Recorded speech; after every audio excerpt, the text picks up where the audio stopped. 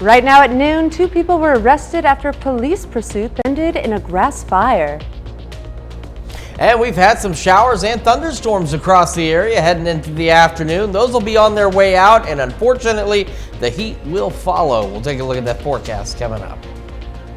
And we'll take you out to the cardboard boat races at the Shoal Creek Water Festival. The 4 states' most watched news starts now. After a very comfortable weekend, we see a rise in temperatures bound for the triple digits. I'm Caitlin O'Shaughnessy. You're watching KOAM News at noon. Now let's take it over to Chris Warner for the latest on this week's weather. Chris? We've had some showers and thunderstorms. Still have a few of those out there across the region. They're mainly now on the Missouri side as this whole system continues to sink to the east-southeast across the area. Even had some severe thunderstorm warnings up here in parts of Vernon County, St. Clair, Cedar, and Bates County. But the good news is no strong or severe thunderstorms at this point. Still some lightning, but nothing too crazy. And we've got this little guy here just now moving into the Joplin area. Just some moderate rainfall there as well. So some much needed rain. Unfortunately, as you saw, not everybody getting rain out of this system, which I know we really need that rain across the entire region, but at least some of us getting some rainfall. Like I said, this is on its way out, and despite the fact that it's been raining through the morning and it's helped keep us cool, once it starts to clear out, it's going to heat up quickly. Yesterday started right about where we should be at 70, only made it up a couple of degrees above the average. Unfortunately, that's going to change rapidly. Now, those that haven't seen the rain or the cloud cover already heating up. 87 Sedan, 85 Independence, 85 Veneta, 84 Miami. Now, under the rainfall, it's a little cooler. 69 Fort Scott, 68 in Nevada, 74 Lamar, 80 in Joplin. And that's the thing, though, is it's going to continue to heat up once this rain starts to move out, and it will do so quickly. So don't forget, scan that QR code or go to your favorite app store. Make sure you download the KOAM Skywatch weather app. It is free, and it keeps you updated on the latest forecast and severe weather alerts for your area. And speaking of that latest forecast, we have another complete look at it and the week ahead here in a few more minutes. Caitlin? A Coffeyville man pleads no contest to child sex crimes. Archie Leon Cannon, age 58, pleaded no contest to aggravated indecent liberties with a child under the age of 14. The court sentenced Cannon on Thursday to just under 6 years, and he must register as a sex offender upon release. Original charges were rape and a count of aggravated intimidation of a witness and/or victim, and threat of force and/or violence. Authorities in Newton County arrest 2 people after a chase which resulted in a grass fire. It started around 7 p.m. Saturday night south of Joplin. Authorities say they tried to stop a red pickup truck, but the pickup took off and police chased it for more than 20 minutes. Authorities stopped the truck with spike strips at Spurgeon and Gateway. The truck then continued to drive, though on its rims, which sparked and started a grass fire. Officers arrested the driver, Jamie Hodges of Joplin, and a passenger, Jade Uto of Miami, on outstanding warrants. The pickup was reported stolen out of Tulsa. The Grand River Dam Authority says a man died yesterday after a boating incident. Authorities say it happened in the Duck Creek area of Grand Lake. They say 47-year-old Daniel Siebert fell off of his boat before being hit by another boat. Siebert did not resurface, and the GRDA recovered his body around 7:30 Sunday morning. 8 people were injured when a boat crashed at the Lake of the Ozarks in Missouri. The Missouri State Highway Patrol say the crash happened just before midnight Saturday. The boat ended up running aground and into a house, causing it to flip and eject all 8 people aboard. The driver and passengers were all adults. 6 sustained serious injuries and 2 had moderate injuries. The driver of the boat was arrested for boating while intoxicated. Authorities in Benton County, Arkansas, battled a fire Saturday night. Authorities responded just after 6:30 p.m. Saturday to a multi-occupancy building fire on 12900 North 22nd. Multiple callers reported heavy fire involvement on the backside of the 2nd floor in one of the apartment buildings. No civilian or firefighter injuries occurred. The fire was under control at about 7 p.m. Authorities declared the fire was out at 8:30 p.m. The cause is under investigation with Little Flock Fire and the Benton County Fire Marshal's Office.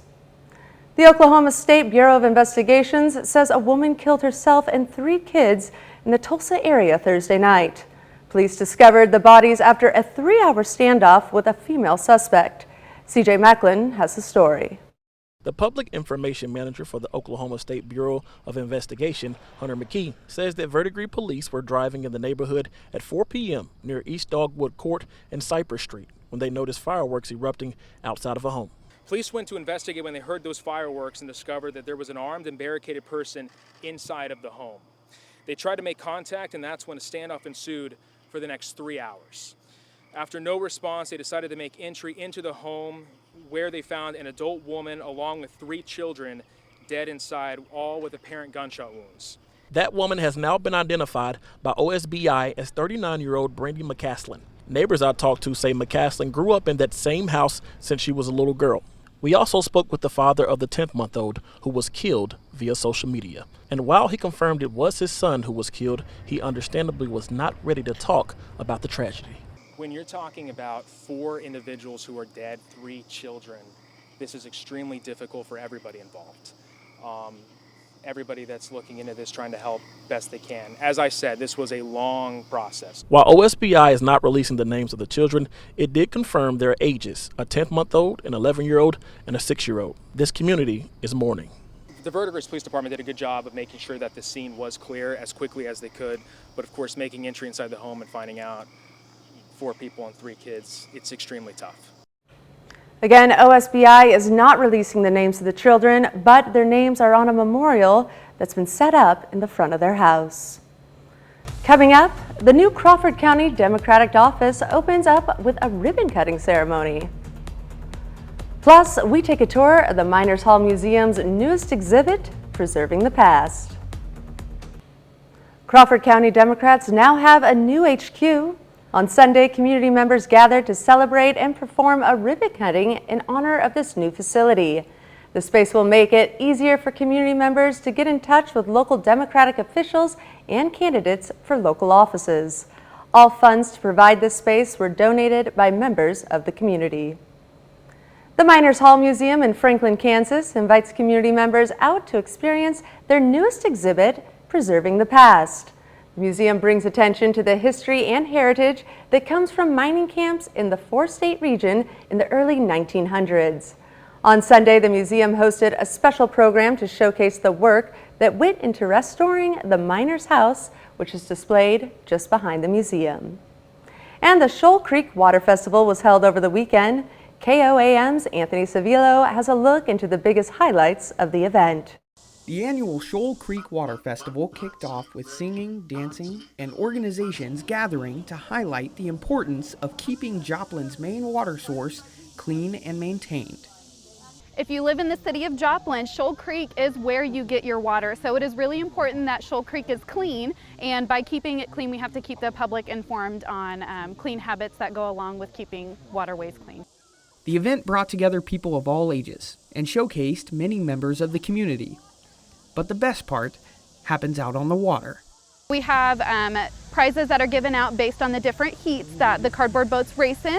And of course we have awards like the Titanic Award, who goes down with the best showmanship. So this is an annual event, and people build them, so it is always a fun event. I got to talk to some of the cardboard engineers to get the inside look into what it takes to compete in this innovative, albeit somewhat crazy, competition. Keep the balance straight. If we keep the balance, then water won't be able to go in, and we'll just be able to keep going down the river. Perfect. I'm going to find God in the next 5 minutes. Time to find out whose game plan is going to work better. For Roe v. Wave? Well, they didn't even make it off the shore. But for Jake and peer pressure, turns out he found God and found himself in first place overall in the tandem division. I feel pretty good. I was able to find God at the very end, and he's able to get us to the end there because we were taking on water from the very beginning. For Gavin, though, next year's strategy mainly just involves getting the boat out on the water. So, making a boat out of cardboard may not be the smartest decision, but it sure provides a good time. Reporting in Joplin, I'm Anthony Saviello, KOAM News. It is important to note that all sunken ships and their debris were recovered and disposed of properly. Still to come on KOAM News at noon, We see what's cooking with Mr. Food. And we're continuing to track those triple-digit temperatures this week, and even hot today after this rain moves out. We'll have another look at your forecast when we come back.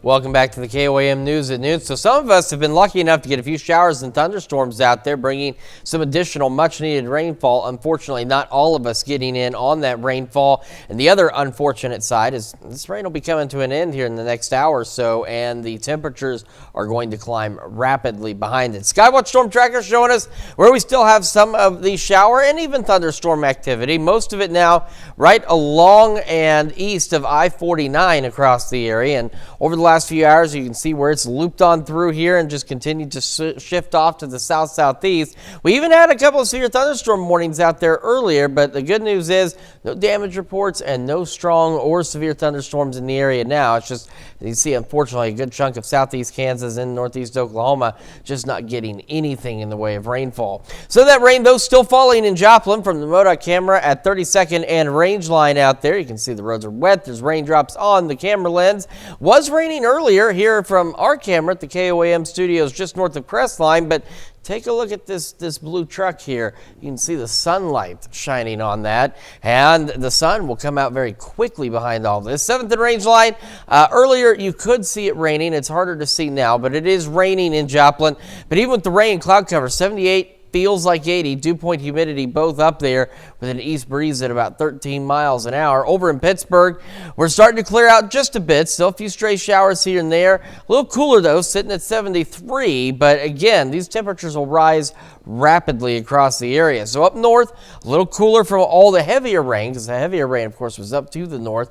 68 in Nevada, 70 Fort Scott. You head west, 80 in Chanute, 89 in Sedan, 86 in Veneta, 85 Miami, 80 in Neosho, and just to the south there, 83 in Anderson. And as the clouds continue to clear out, it's still expected to heat up. We'll still start to clear out by the afternoon, and they'll give us just enough sunshine out there that it's still going to get hot. We're looking at highs still into the mid-90s across the region. Some of us out west, maybe even into the upper 90s under partly cloudy skies.